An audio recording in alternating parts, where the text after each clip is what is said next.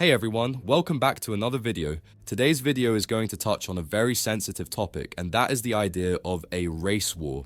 I know this is not a comfortable subject for many people, but it's one we can't ignore, especially in the age of social media. Figures like Nick Fuentes and other right-wing provocateurs and grifters have been openly promoting this idea, repackaging it for a new generation and presenting it as some inevitable outcome of modern society. And because of this, it poses a danger to everyone involved. So before we go any further, it's important to clarify what people actually mean when they talk about a race war.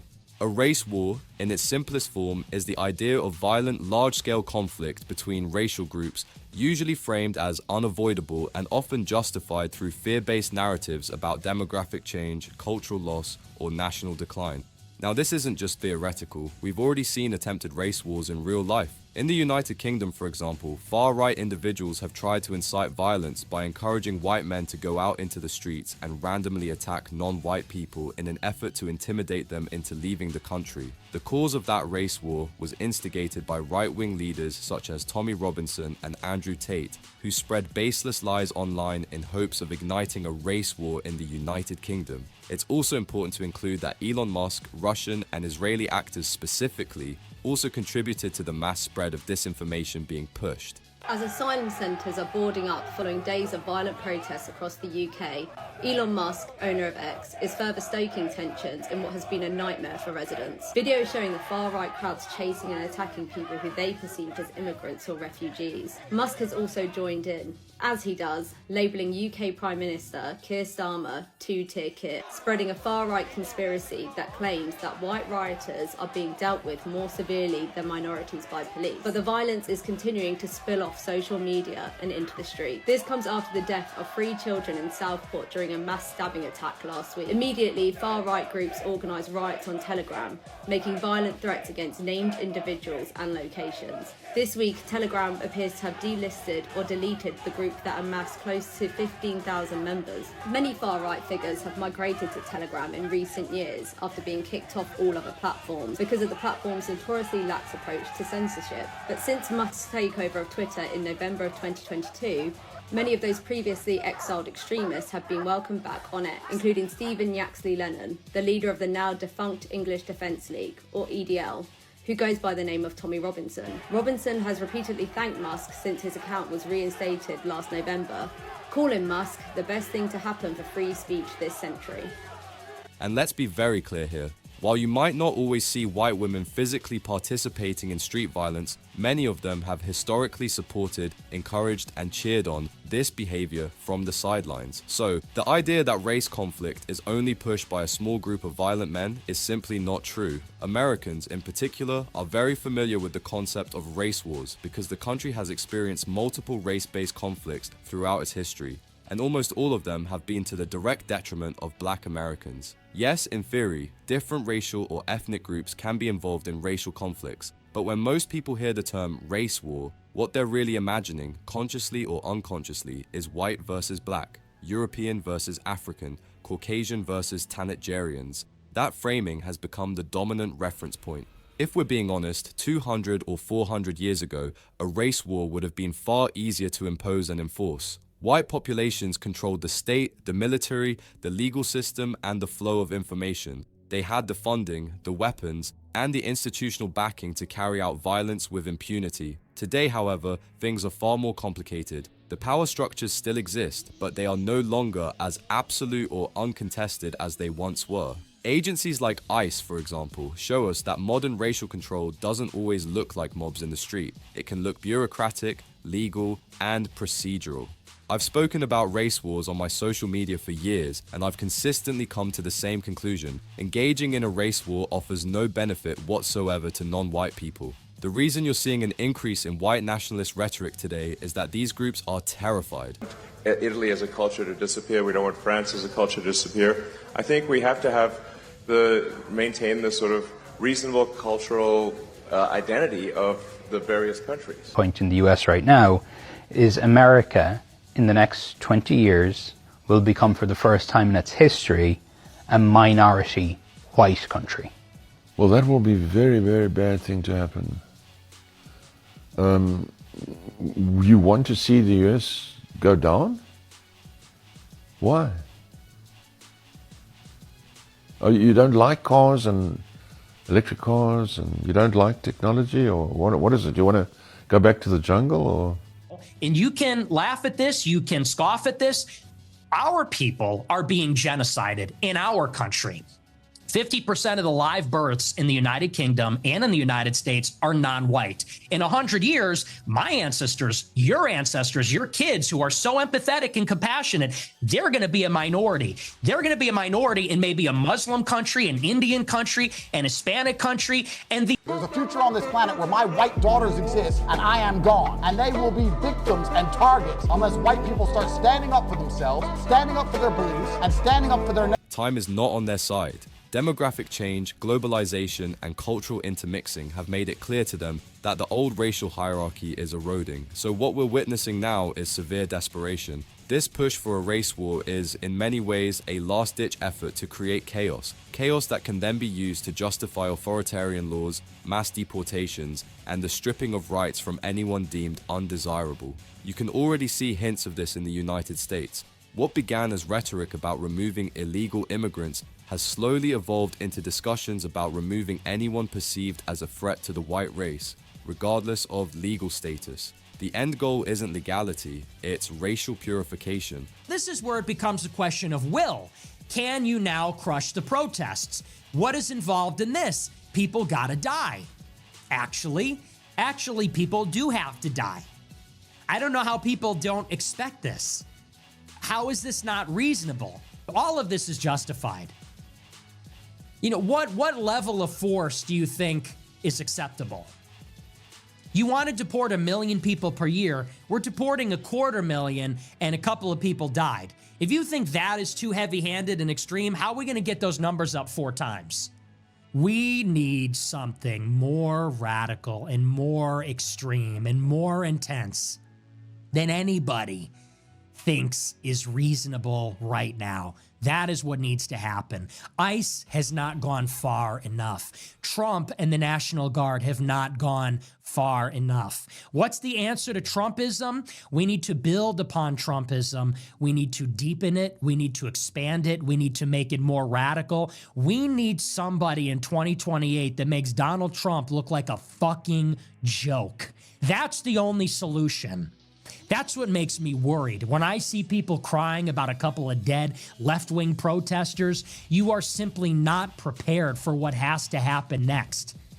There needs to be a lot more ICE. There needs to be a lot more of that sort of thing before we take our country back. What makes this situation even more troubling is that many of the loudest supporters of white supremacist ideology aren't even white. You'll see Hispanics, Arabs, South Asians, and other light-skinned non-white groups aligning themselves with these movements under the false belief that proximity to whiteness will grant them protection. It won't. History has already proven that once the target group is eliminated, the definition of acceptable simply narrows. Even more baffling is seeing people of African descent parroting white supremacist talking points, genuinely believing they would somehow be spared or accepted in a racial hierarchy that explicitly dehumanizes them. In reality, they're advocating for an ideology that guarantees their own marginalization or destruction. It's insane to think about, but here we are. On the other side of this are people of all races, Black, Asian, Hispanic, Indian, and yes, white, who all reject the idea of racial conflict entirely. These are people who don't want to resurrect outdated, destructive frameworks that have already proven to cause nothing but suffering. They don't deny the existence of racism, but they refuse to accept racial warfare as a solution. There have been massive riots across the UK over the last week. This London suburb was expecting one tonight, but this is the crowd that's shown up instead. Refugees are welcome here! I heard that there was going to be a demonstration together here, the far right, and I think you have to stand up in your community. I have come here believing in the project of British multiculturalism. Weren't afraid to come here because they were expecting rioters to come. I was a bit afraid, but I realised there's a big community here. Our street! Our street! You come out here with people of all like background, shape, sizes, and like, you know, this is what being British is about for us. A lot of people have been shaken by the violence over the last week, but the message from this community is one of defiance. They say they are the majority. So, what is the realistic likelihood of a race war happening today? 200 years ago, isolation and ignorance made racial fear easy to cultivate. People rarely interacted with those outside their group. There was no internet, no global media, no easy access to alternative perspectives. Racial science went largely unchallenged because it was controlled by a small group of European scholars who benefited from it. Today, that landscape has changed. We're more interconnected than ever. We have access to information, historical records, and scientific research that have thoroughly debunked racial pseudoscience. While there are still people who cling to those beliefs, they no longer dominate public discourse the way they once did. Do you think race mixing should be illegal? What do you mean? Like mixing races, like a black person, white person, having children, like an Asian and a Mexican.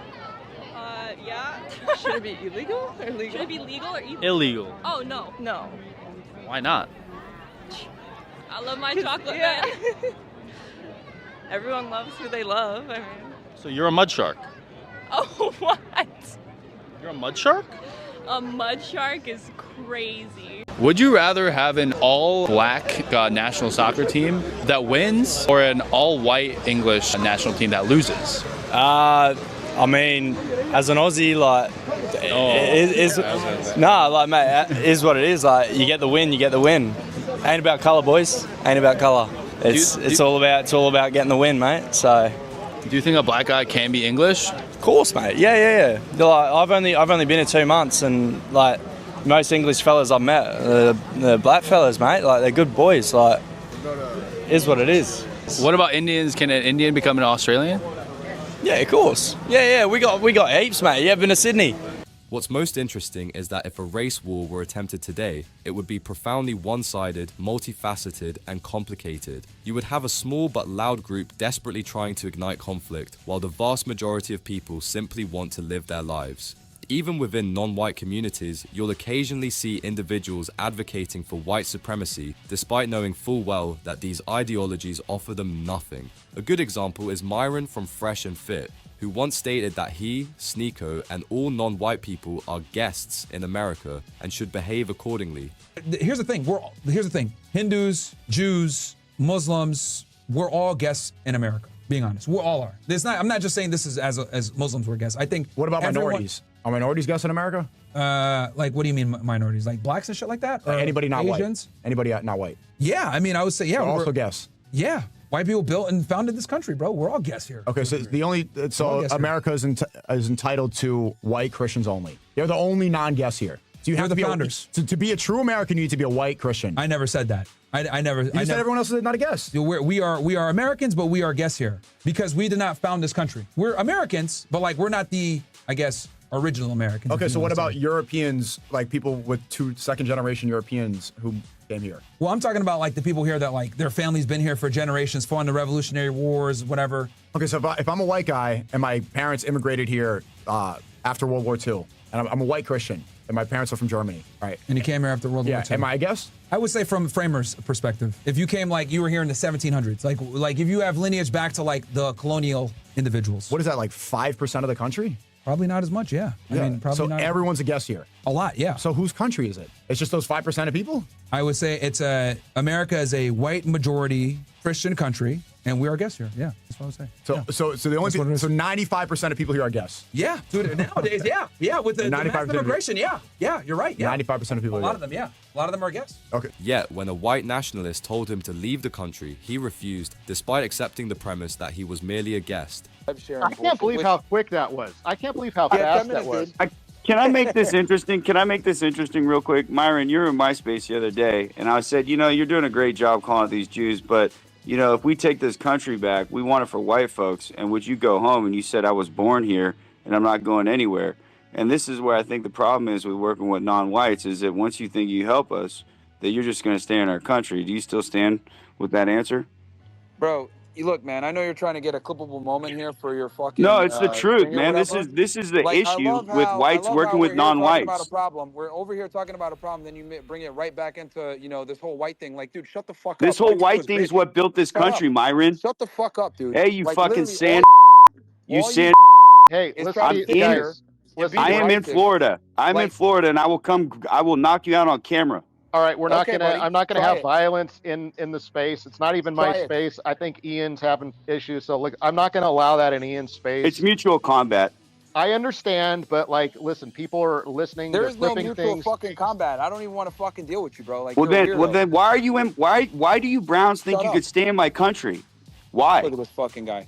Look, No, bro, it's the look, truth. I'm not even You talking to didn't you build right this now. country, Myron. You're not from here. Fucking address you right now. You're Look, not from this country. Why Yo. do you think you can stay? Anyway, like No, I'm it's saying, a point, Myron. I'm not Answer. Well, talking to you, man. actually, I'm not actually, talking to here's you. a better point. I'm gonna listen. Here's actually a good. You know, we've been talking about an alliance all night tonight. You know, what's the priority? Do we fight Jews? Do we put white people first? What do we do? Listen, free speech on Twitter is an alliance worthy fight, right? Like where we can all come together around the principle of free speech. It doesn't matter if you're black, brown, white, American, African, Muslim, Christian. It doesn't fucking matter. All right. So this is actually a case where everybody should be united around free speech and fight for everybody's free speech. Okay. That's it. So turning this discussion about free speech on Twitter into like turning it into a race war in America, it's just out of order. It's And that's what this guy is doing, is just race baiting. Like, I'm talking about a real thing Listen, here, Myron. and he comes Myron. in here trying to get a fucking clip or some shit. Boots me Myron, out of I'm doing his just fucking fine. chat. I'm doing just fine, Boots me bud. out of his thing because obviously he's like, Because you're not white. I'm not gonna go ahead and debate you. I'm just gonna boot you out of my fucking. Because you're thing not for some white. fucking- What does that have to do with anything, dude? I'm not even fucking talking to you right now. Because This you're in my conversation has country nothing right to do now. with you. You're in This my has country nothing right to do now. with you. You're an This has invader. nothing to do with you. You hate the Jews, but at the same time, you are a Jewish bioweapon. You are a Jewish bioweapon, You're not Myron. even white. Shut up. Yes, I You're am. My fucking DNA test Mexican. is out there, Myron. Get the fuck out of here, dude. That contradiction perfectly illustrates how incoherent and self-defeating these beliefs are. The real irony of race war rhetoric is that the people who promote it rarely intend to fight themselves. They sit comfortably behind screens, hoping others will sacrifice their lives in pursuit of an illusion. They blame immigration for societal decline while ignoring the fact that countries like Japan, South Korea, and Poland, ethnically homogeneous nations, are experiencing some of the lowest birth rates in the world. Decline isn't caused by diversity, it's a structural issue tied to modern economies.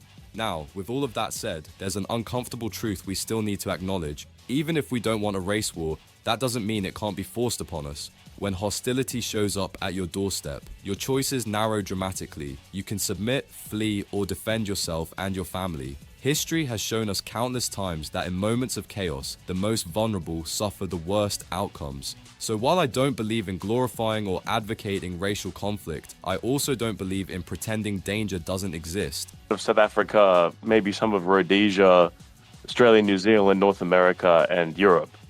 So let's say we take all of that back. Well, then we would have, if we had Aryan, global imperium or whatever, then we'd have a lot of white babies. We would be having eugenics programs, we'd be breeding a lot. At a certain point, on a long enough timeline, we'd become overcrowded. And then the rest of the world as well would turn into a fucking mess. Without us managing the rest of the world, there'd be wars between all of these countries.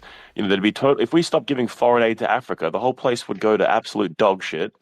The Middle East would go to dog shit and so on. So we would be faced with a choice. Basically, there wouldn't be enough space after a certain amount of point. So we'd have to basically cull our own population in order to respect the rights of fucking and whatever other groups or whatever, rather than expanding our territory further. And we'd have to basically just let these other races mismanage massive parts of our planet. Who knows what they would do to the environment if they have the technology to do something to the environment, or maybe they'd rip each other apart and they'd just have no civilization and it'd just be a total waste of resources. Why should we allow savages to just waste large territories? Why should we respect their right to, if they can't even actually run a civilization, why should we treat them like they have a civilization worthy of respect, first of all? And second of all, if there's parts of the world in which non-whites are totally mismanaging in other ways, and we need more territory, why would we not move in? Why would we not take more territory for our people? I could see maybe it's not practical at this point in time to be thinking about that, but why is it in principle wrong? Beliefs, like, because one guy sounds like he doesn't want to kill a lot of people strictly based on his belief that we shouldn't. We're not even talking about killing people. No, we're not. I mean, we are. Well, We are. Yeah, we are. We are. We are. Castrate them. I don't care. I'm just saying. No, I I'm don't not worried about think- castrating them because that still gives, they're still around. I'm saying I don't want them in my countries, and I believe in the importance of preparing for the worst and praying for the best outcome. Preparation is not provocation and should not be perceived as such. Understanding your adversaries, how they think, what they want, and how they operate is a form of self-preservation. We also need to be realistic and honest. In the United States, white mobs historically won race wars, not just through violence, but by destroying prosperous black communities and reshaping the social conditions that still affect black Americans today. Underestimating that history is dangerous. The willingness of these groups to go to extreme lengths has already been demonstrated. If we truly believe in solidarity and allies, then preparation must be collective, not individual. Not because we want conflict, but because evil thrives when good people assume it will simply go away on its own. Because in the end, this was never a race war, but a genuine moral war, a good versus evil. And no, in my opinion, there's no morally grey line on this matter. That's all I wanted to talk about today. Let me know what you think in the comments. If you found value in this discussion, hit the like button, subscribe, and I'll catch you in the next one. Peace.